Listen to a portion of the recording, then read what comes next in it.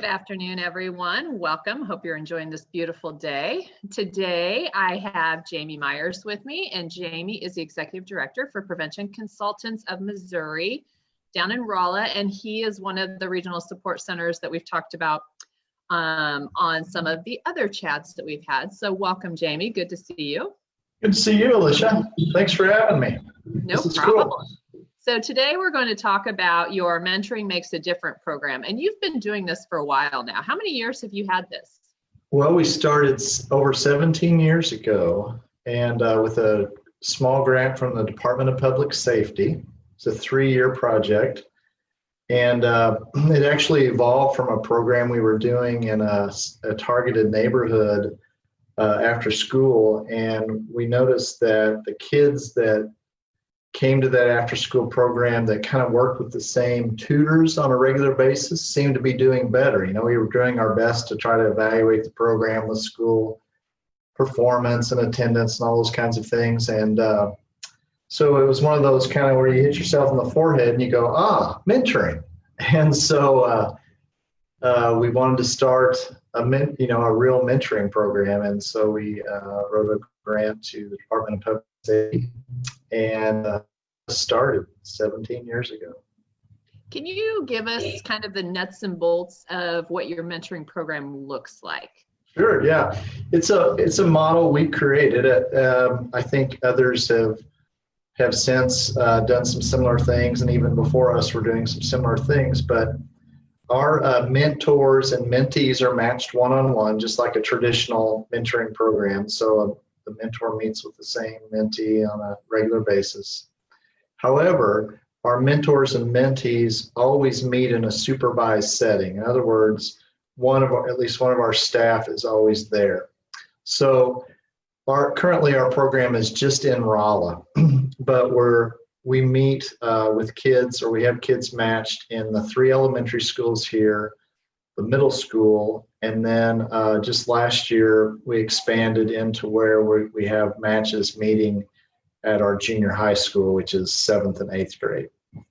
So the matches meet after school in a classroom or cafeteria or someplace. Of course, with COVID, we're using as big a space as we can to spread out and that type of thing. And so mentors meet with their mentees once each week for an hour in that after-school setting. Now, at the junior high school, where we expanded into, since those kids are a little older, it's not as cool to stay after school for things. So those matches typically meet during the school day, like at lunch or during their study hall or something like that. And sometimes we do that with kids in the other schools too, because of transportation issues or whatever. So we try to, work with kids and families the best we can. We do have, in addition to them meeting after school or during school, we have at least once or twice a month some type of group recreation event. Historically, we've always done at least once a month a family kind of event. Because we have so many kids involved, we typically have to break those up into smaller groups so we don't have everybody coming to Pizza Hut at the same time, for instance. they would be overwhelmed. But so yeah, it's there's magic in mentoring, as you know. There's all kinds of research behind the benefits of a kid with a regular mentor, and I'm not ashamed to say that when I go and watch, which I don't do enough of, but when I do, I get teary-eyed because you just see the magic that's happening. And we have outstanding young men and women primarily from Missouri S&T, the university here, that serve as mentors. We ask for a year's commitment. And last time we checked, which was about a year ago, the average time our mentors stay with us is about 2.5 years. So, and obviously a lot of them stay longer than that. Some of them are doing it the whole 4 or 5 years they're on campus here. So they're very responsible young men and women. They let us know, if they've got a test coming up and they've got, to stay after or whatever, or this test is scheduled in the evening and they can't be there, they let us know. And Kathy's great.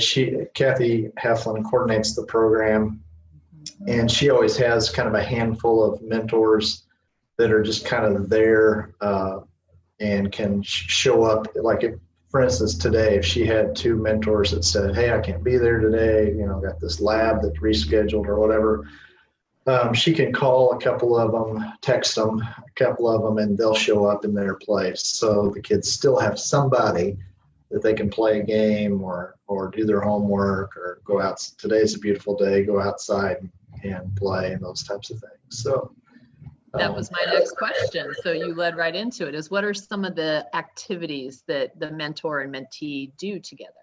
Well, they do a variety of things. Just meeting once a week is not enough to be a tutor, right? If a kid needs tutoring, he or she probably needs that multiple days a week. We've realized that for many years. However, that doesn't mean that they don't read books together. And again, some of this is based on the age of the mentee, the kid that's being served. They'll read books. They'll do homework. We have all kinds of games. We got a new small grant from the United Way of Central Missouri to replace a lot of our games and balls and all those kinds of things. And it was really interesting to me to work with Kathy and Bohannon, who coordinate our mentoring program, and see what the popular games are of kids today, which a couple of them I'd never seen before. Some of them are based on some video kind of games too, I think, or maybe games that are played on phones. I'm showing my age, right? But anyway, so there's some real popular things. And, a lot of those things, the mentors are just as interested in them as the kids are.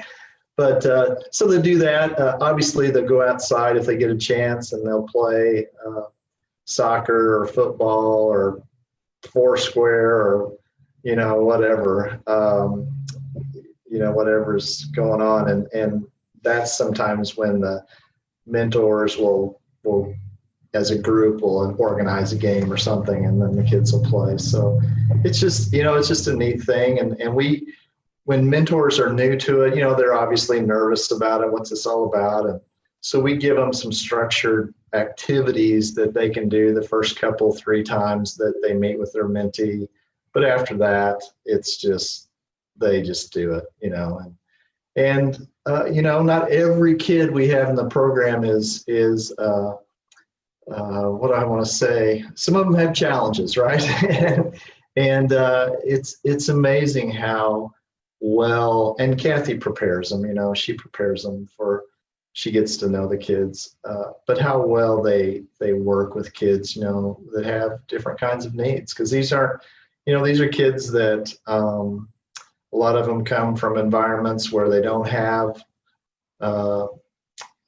good, stable environment, consistency, and predictability, and all those kinds of things that kids need. And so we feel like, in addition to just this relationship, and that's really what it is, it's about developing a relationship. But in addition to that, they're just, they're learning some other things from these mentors that maybe they're not getting all the time at home. I hate to say that, but it's true. But that's not to say that we don't have great parents too, because, Kathy threw out going to a pumpkin patch recently on a weekend, and a bunch of the parents said, "Oh, that would be wonderful." And they showed up, and they had to travel a little ways to get there. And so we had a outdoor movie night earlier in the fall, and we had them order what pizza they wanted, so we could give each family their own pizza or pizzas. And, again, we're trying to deal with the virus, right? The COVID, be safe and all that. And but parents came, bring their kids, and they enjoy it too. So we try to really incorporate as much family activity with our mentors and mentees as we can. That's great. So if somebody had been possibly thinking about becoming a mentor, but they're a little anxious, a little unsure of themselves, maybe I don't have what it takes, what would you say to them?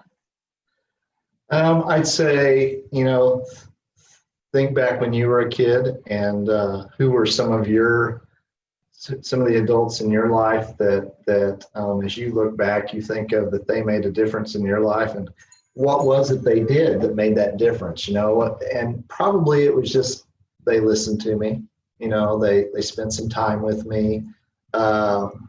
They played games with me or made me feel valued or important. And that's really all it is. And the kids are so adaptable, resilient. And so, they'll make it happen. Even if the mentor is anxious and nervous, the kids they want it to work too. They're not there because they have to be. They want to have fun and interact. And so, but yeah, I think, anybody that wants to give back, and that's the way we obviously sell the program is, it's an hour a week that you're helping somebody else. And, we've gotten several adults, as I said, to help us with the program now that we're in the junior high school. And they're from banks and insurance offices and, various businesses around town. And even they see the value. They let their employees leave for an hour to go serve as a mentor. And again, when school shut down last spring, it really, put a halt to the way we were doing business and with the program.